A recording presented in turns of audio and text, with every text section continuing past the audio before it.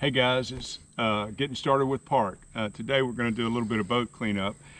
Took my boat to Black's Island and missed a spot when I was cleaning it up afterwards.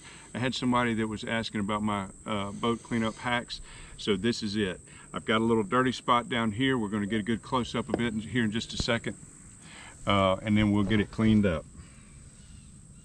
Okay, can you see we got some grunge here and we got some dusty stuff there? Can you see it? Okay, so what I have here is Black Magic waterless car wash and detailer. Honestly, I think I bought it at Walmart, could have bought it somewhere else. But anyway, this stuff just does great. I've used it on boats for over 5 or 6 years. Anyway, just wet it down real good. Now this obviously works a little better if all of this stuff is wet, but you see it comes off super nice with very little effort.